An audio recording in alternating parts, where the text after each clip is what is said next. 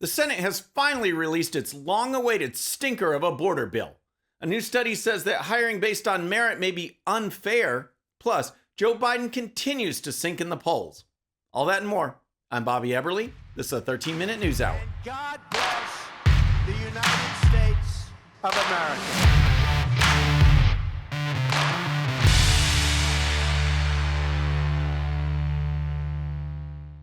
Okay, friends, welcome to the show. Happy Monday. I hope you had a great weekend. If you're new to the show, thank you so much for tuning in. We're going to start with the long-awaited border security bill that has been negotiated with the White House and a team of bipartisan establishment sellouts in the Senate.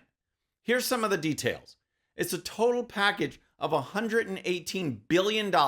And of that, and remember, Americans in a recent poll after poll are ranking the border crisis as the number one issue, even over the economy. Of that $118 billion, $60 billion is earmarked for Ukraine. $14 billion is set aside for aid for Israel. Oh yes, and $20 billion goes to border security. So wait a second. The $118 billion border security bill has $20 billion for border security. That's right. But that's not all. Trust me, it gets worse. There's another $10 billion set aside for humanitarian aid to Gaza, the West Bank, and other regions. It's just business as usual. The urgent, groundbreaking bill has 3 times more money set aside for Ukraine than our own border. $60 billion compared to 20. It's just nonsense. This bill should address the border, period. No funding for Ukraine. Not in this bill, not in any bill if you ask me. As far as Israel, I'm a huge supporter for a number of reasons, both strategic and diplomatic, but they are handling themselves just fine, and discussion of Israeli aid can wait. There, that's $74 billion I just saved the country. In addition, the $10 billion in so-called humanitarian aid for Gaza should not be funded either.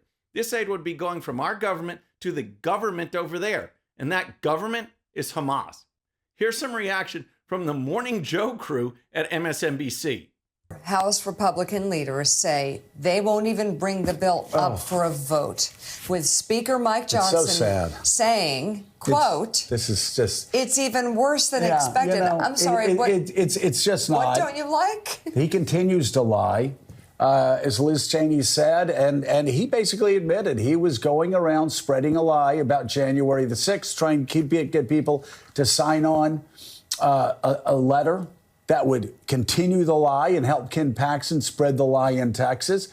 He lied about that. He's lying about this. What a bunch of idiots. Now, a key provision of the bill is a so-called border lockdown that would occur if the U.S. faced 5,000 illegal encounters per day over a 7-day period. So what this does in reality is that rather than saying no one, not one person should be allowed to cross into the United States illegally, we're not only going to allow it, but we'll allow up to 5,000 per day. In addition, there's no guarantee that even after 5,000 per day that the border would be shut down because Biden could just refuse to do it. This limit is actually just an incentive for people to keep coming. Asylum seekers, and we know the vast majority of those coming illegally are not true asylum seekers, would be provided expedited hearings. But those hearings would still be months away, which is still plenty of time to disappear into the country. No one should vote for this. All this bill did was reveal once again that there is an establishment wing of the Republican Party who does not have the best interest of everyday Americans at heart. If Mitch McConnell wants you to support a bill, you can likely bet that it's garbage. This is one of those bills. All right, next let's talk about the fallout from hiring the most qualified. But first, if you're new to the show or haven't subscribed yet, regardless of platform, just search out my name, hit that subscribe button, make sure notifications are turned on. That way you can follow the show and help us grow. Okay, next let's talk about a new study that was just released by the American Psychological Association, which focuses on hiring practices. Now imagine you're a small business owner or even a CEO of a large company. You want to be competitive. You want to make a profit. You want to create quality products or deliver an outstanding service. So, as you're staffing up, do you want to hire the most qualified people? The answer seems obvious, but remember, this is 2024, where men can give birth, white people can be excluded from company or government events, and diversity and inclusion are designed to exclude and have absolutely no diversity of thought or ideas. Well, the American Psychological Association claims that selecting the most qualified applicants for a job could be unfair. As reported by the New York Post, the study argues that hiring the most qualified candidate could contribute to more inequality. Quote, fairness heuristic theory suggests that as long as people consider selection processes such as hiring and promotion to be merit-based and fair, they may continue to accept ever-increasing levels of income inequality. Yet in reality, inequality and merit-based decisions are deeply intertwined, end quote, the study noted. If this sounds like more diversity, equity, and inclusion or critical race theory propaganda, then you would be exactly right. The study notes that, quote, socioeconomic advantages and disadvantages early in life can have profound influences on educational achievement, test scores, work experiences, and other qualifications that form the basis of merit-based selection processes, end quote. My response is, yes, of course it does. But that's why we fix education. That's why we go back to the great American melting pot. Diversity-driven policies have failed. And now this study wants you to actually feel bad for hiring the most qualified person. Case in point is this portion of the study, which reads, quote, in our work, we show that it does not take much for people to update their fairness perceptions of meritocracy and be more supportive of policies that foster social class diversity in organizations, end quote. In other words, you should actually feel good about not hiring the most qualified people because you are helping foster diversity. All right, next let's talk about Joe Biden and the liberal media panic that is starting to set in regarding Biden's chances for re-election. Ever since the complete failure of Biden's withdrawal from Afghanistan, he has struggled in the polls, and things keep getting worse. Biden's deficit among independents, according to a recent survey, is just shocking. And if that same sentiment holds in November, Trump will be making his way back into the White House.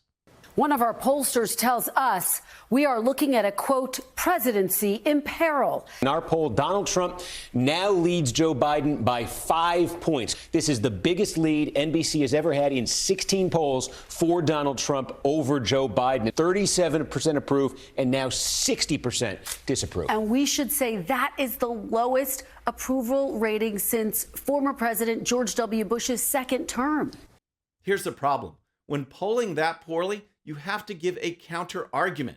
Yes, surrogates can do some of the talking, and the media is just also a mouthpiece of propaganda, but Biden is really the only one to make the Biden argument, and he is being kept hidden for fear that Biden will be Biden. Here's some reaction to those poll numbers. That poll is one more reason why Joe Biden can't just avoid interviews and press conferences anymore, like everything's okay. The fact that he's trailing, Carly, Donald Trump by nearly 20 points among independents in that poll says it all, because if that number holds, he ain't coming close to being reelected, because that will cost him in states that matter. And we're talking about Georgia, Arizona, Nevada, North Carolina, Wisconsin, Michigan, Pennsylvania. He is trailing in all of those swing states, according to a Bloomberg poll, by decisive margins. Joe Concha listed off a number of states where Biden is in trouble, but keep this in mind.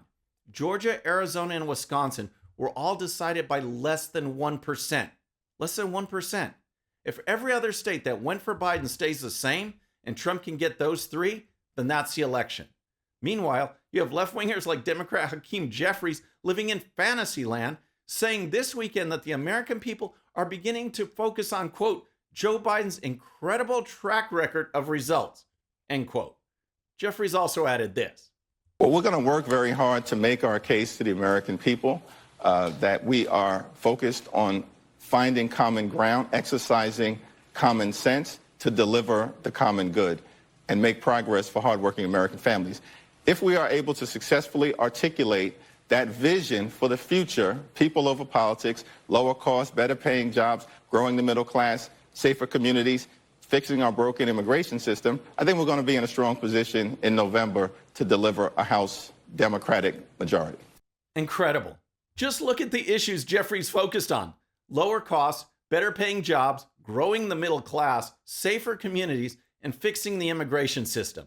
If I were the Democrats, I'd find some other issues because they lose on all of them. The border is wide open. Inflation is up, real wages are down, and safer communities? Just ask those New York cops about safe communities and Democrat policies. All right, next, here's some rapid fire headlines from around the country. I'm going to start with a school system in the Bay Area of California, which is investing in what is being called woke kindergarten. As reported by the Post Millennial, using $250,000 of taxpayer funds, this elementary school program, quote, trains teachers on how to confront white supremacy, disrupt racism and oppression, and how to remove those barriers when it comes to learning, end quote. Give me a break. And guess what? The results have been obvious and predictable. Quote, Glassbrook Elementary School in Haywood, California has been utilizing woke kindergarten for the past 2 years. Reports show that student achievement has fallen since the school adopted the program. There is 1 year left on the contract, and teachers are now questioning if the money spent on the program could have gone to better use, end quote. You think? Next, in Johnson County, Indiana, the state is installing, quote, translation stations in the government-run schools to help with all students who don't speak English. As reported by the Gateway Pundit, the technology looks like a copy machine where students place tests, notes, flyers, and any other type of document into the machine, and within seconds, the machine translates English into the language of the student's choice. Left-leaning News Nation, also reporting on this technology, says that, quote, being the new kid at school is already hard. Now imagine trying to study in a language you don't understand, but all your classmates do. Some new technology could help bridge that divide, and students in Johnson County will be the first in Indiana to use it, end quote. Here's a novel idea. How about English immersion? Study after study after study has shown that immersion helps students not only quickly learn English, but it helps with overall learning in the long run. America is just not some huge landmass. It's a country with a culture and a language, and that language is English. And finally, I just wanted to pass along an update on the sweet cakes case that never seems to end, and which shows the growing hostility the government has against Christianity. Always keep in mind that the Marxist mindset is anti-God in general and anti-Christian in particular. With Christianity, there are rules and norms and moral standards, and Marxism seeks to tear that all down. In Oregon, the case of the Sweet Cakes Christian Bakery is set for yet another appeal after the state labor board imposed another fine on the Christian couple. Originally, the fine was $135,000, but then the Supreme Court ruling on a Colorado Christian business forced Oregon to reconsider the Sweet Cakes case. Instead of siding with the Christian couple, the fine was still imposed, but at a reduced amount. Thus, the couple is still fighting a system which will promote and celebrate all kinds of beliefs and activities, no matter how depraved, but will lash out at Christian families for professing their beliefs. Let's hope this next appeal closes the case for good.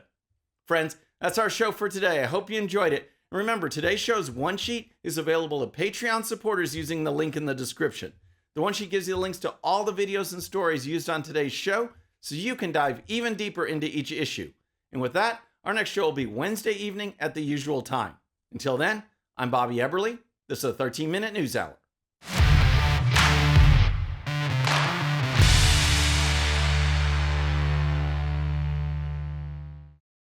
All right, friends, thanks again for tuning in. I really appreciate it. And before you go, please hit that subscribe button above. Once you do, tell your friends, share it, spread the word about the 13-minute news hour so we can keep growing. And for more great content, check out these videos right here, and I'll see you next time.